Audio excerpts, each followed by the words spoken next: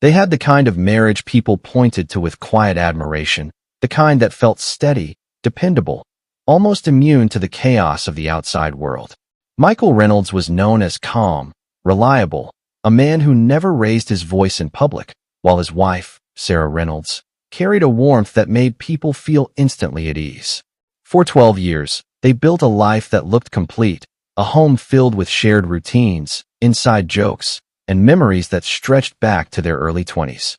Neighbors saw evening walks, weekend barbecues, and smiles that seemed genuine enough to never question.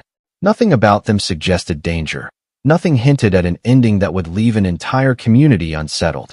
But the truth about relationships like theirs is that what people see is often only a fraction of what exists, and sometimes, the quietest homes carry the loudest secrets, waiting for a single moment to break everything apart. That moment came on a cold Thursday night, the kind of night that felt ordinary in every possible way. There were no storms, no warnings, nothing to suggest that anything unusual was about to happen. Inside their home, however, something shifted. A conversation that began in low tones slowly sharpened, words carrying weight they had likely carried for years. It wasn't the first disagreement they had ever had, but something about this one was different. Something about the way it unfolded refused to settle back into silence. By the time the clock moved past midnight, whatever had been held together for so long had finally given way. And by morning, when the first call reached emergency services, only one of them was left to tell the story.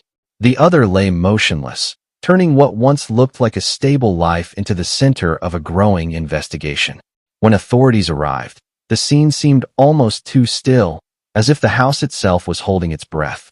Michael stood there, shaken, his voice unsteady as he tried to explain what had happened. He spoke of an argument that got out of control, of a moment that escalated beyond what either of them expected. At first, it sounded like something people had heard before, a tragic outcome of emotions running too high. But even in those early minutes, there were details that didn't quite settle into place. The timeline felt unclear, the sequence of events slightly off, as though pieces of the night were missing or rearranged. Investigators began asking questions, simple at first, then more precise, each one pulling at threads that didn't hold as firmly as they should have. And as those questions continued, the story that had been offered began to shift in subtle ways. Before we go deeper into what really happened that night, let us know in the comments where you're watching from. We'd love to hear from you. And don't forget to hit that subscribe button so you never miss any of our upcoming videos. Because what unfolded in the days that followed would challenge everything people believed about Michael and Sarah Reynolds, and it would raise a question that still lingers long after the case was closed. Was this truly a moment of uncontrolled emotion, or had something been building beneath the surface for far longer than anyone realized? As investigators dug further, they uncovered fragments of a relationship that didn't quite match the image everyone had accepted, and with each new discovery, the line between truth and explanation became harder to define. As the details of that night began to surface, the questions only grew louder, each one cutting deeper into what people thought they understood about Michael and Sarah Reynolds. Was this truly a crime of passion, a single moment where emotions took control and everything fell apart? Or was it something far more deliberate, something that had been quietly taking shape long before that night ever arrived? The answer wasn't immediately clear, and that uncertainty became the center of everything that followed. Because the more investigators listened to Michael's account, the more they realized that every detail mattered, every pause, every inconsistency, every shift in his version of events carried weight. And when a story begins to change, even slightly, it raises a question that is impossible to ignore: who is really telling the truth? What made this case even more unsettling was the realization that whatever happened between Michael and Sarah didn't begin that night. There were signs, fragments of a larger story that had gone unnoticed or perhaps unspoken for years. Friends would later recall moments that didn't seem important at the time, small tensions, brief exchanges, things that felt easy to dismiss. But when placed together, those moments started to form a pattern, one that suggested their relationship may not have been as stable as it appeared.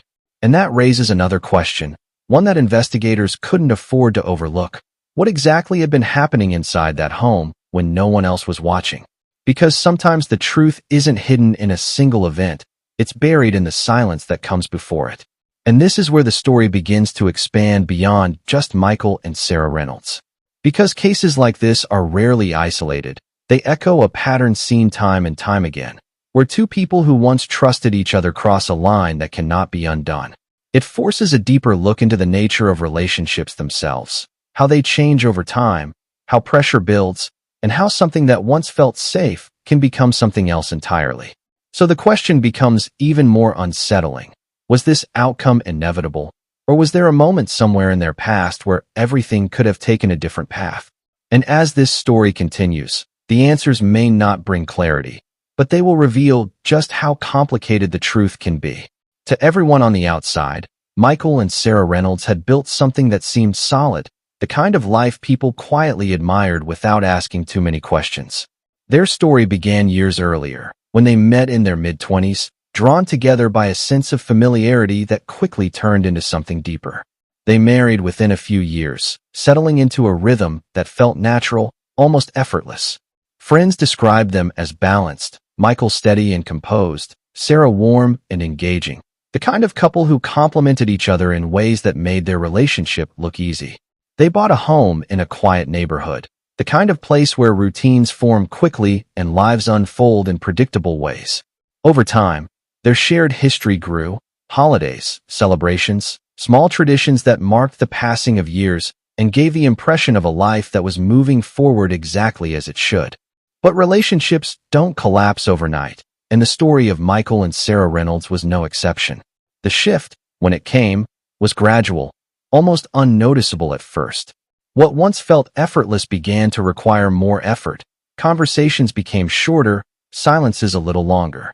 Those close to them would later recall moments that didn't seem significant at the time, a missed call that wasn't returned, a gathering where one of them seemed distant, an exchange that felt slightly colder than usual. There were no dramatic scenes in the beginning, no clear breaking point, just small changes that quietly altered the dynamic between them. A message left unanswered, a late night that wasn't explained, a simple phrase like, "We need to talk," carrying more weight than it once did. These were the kinds of details that are easy to overlook when viewed in isolation, but together, they begin to tell a different story. Friends would later say that something felt off, though none of them could point to a specific moment when things clearly changed.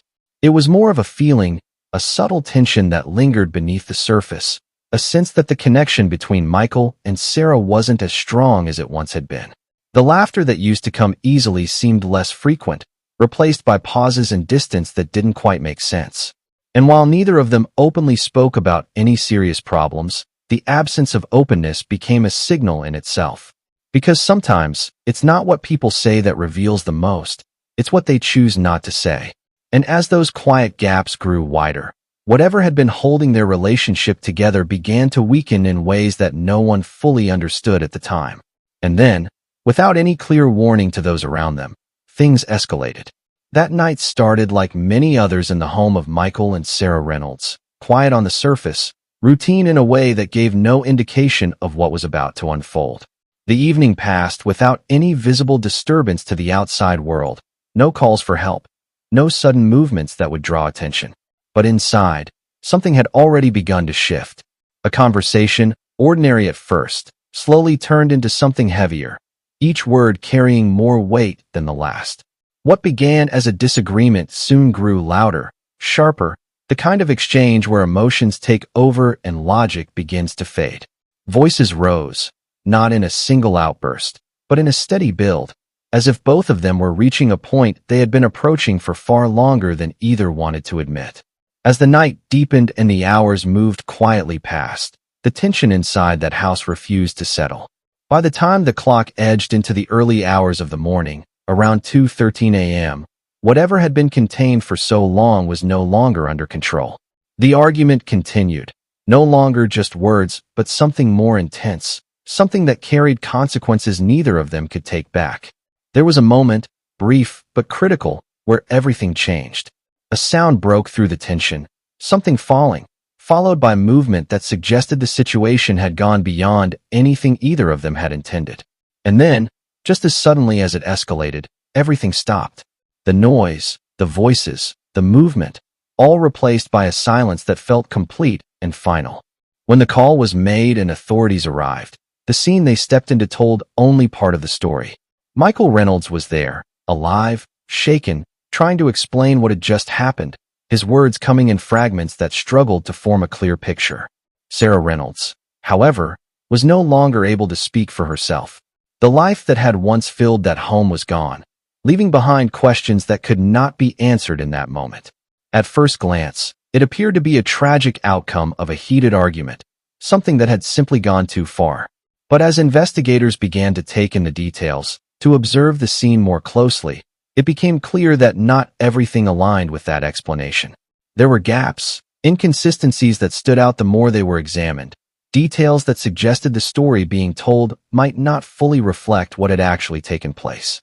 And as those questions began to form, one thing became increasingly clear: Michael Reynolds' account of that night didn't quite add up.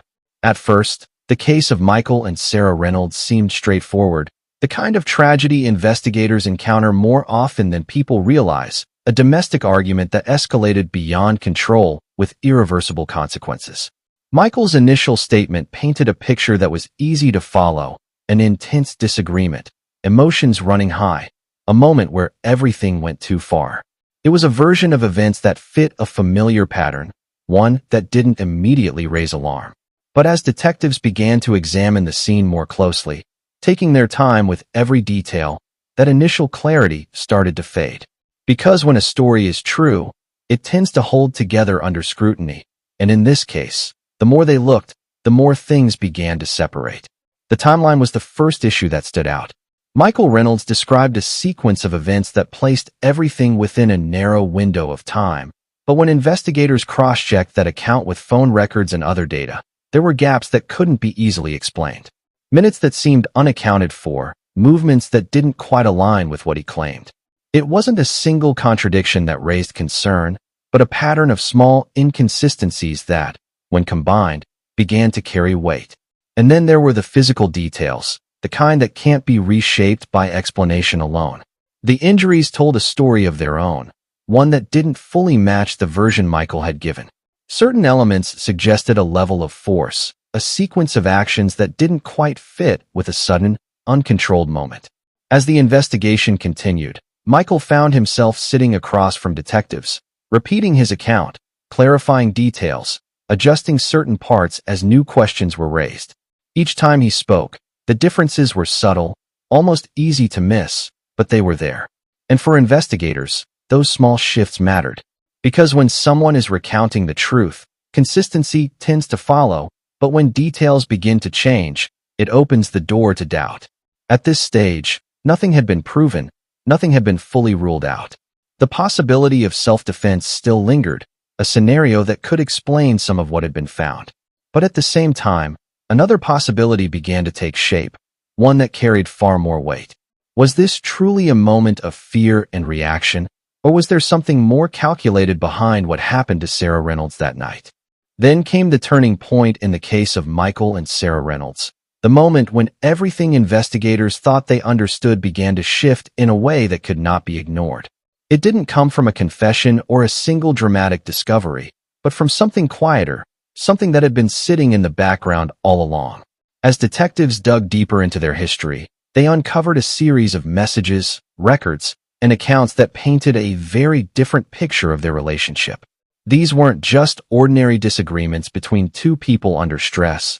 They were signs of something that had been building over time, moments that suggested tension had crossed into something more serious long before that final night. There were reports of past arguments that had gone further than anyone realized, incidents that had never been formally documented but were remembered by those close enough to notice. Messages revealed patterns of conflict, conversations that hinted at fear, frustration, and a relationship that had been struggling beneath the surface for far longer than it appeared. None of these details, on their own, told the full story, but together, they created a context that was impossible to dismiss. And as that context became clearer, the version of events Michael Reynolds had presented began to lose its footing. What once sounded like a sudden and tragic escalation now raised a more difficult question. whether this outcome was truly unexpected or the result of something that had been unfolding for years. When the case moved forward and those details were brought into focus, the narrative changed in a way that was impossible to reverse. The idea of a single moment of lost control no longer held the same weight, replaced by a growing belief that the truth was far more complex than anyone had initially believed. For those following the case, it became clear that what happened to Sarah Reynolds could not be understood by looking at that night alone. It required looking back, connecting moments, and recognizing that the signs had been there, even if they had been overlooked. And with that realization, the story of Michael and Sarah Reynolds became something else entirely, something that forced everyone to reconsider what they thought they knew from the very beginning. In the end, the truth surrounding Michael and Sarah Reynolds proved to be far more complicated than anyone had expected when the case first began. What initially appeared to be a single moment of uncontrolled emotion was ultimately understood as something shaped by time, tension, and a series of choices that led to a point of no return. As the legal process unfolded, the evidence presented in court forced a clearer picture into view, one that no longer supported the simplicity of Michael's original account. The inconsistencies, the history, the details that once seemed small all came together, forming a narrative that carried far greater weight than a single explanation could hold. And while the outcome brought a form of closure in the eyes of the law, it did little to erase the questions that lingered in the minds of those who had followed the story from the beginning. The home they once shared now stood empty, no longer a place of routine or familiarity, but a reminder of how quickly things can change when underlying tensions are left unresolved. The image of their life together, once defined by shared moments and quiet stability, faded into something much harder to reconcile with the outcome. Because sometimes, the most dangerous relationships are not the ones that show clear signs of conflict to the outside world, but the ones that appear the most ordinary, the ones people trust without question. And that is what makes stories like that of Michael and Sarah Reynolds so difficult to process. The realization that what seems stable on the surface can carry unseen weight beneath it. And the real question that remains, long after the case has been closed, is one that extends beyond this single story. Would you have seen the warning signs if you had been close enough to witness them, or would they have blended into the background, dismissed as moments that didn't seem important at the time?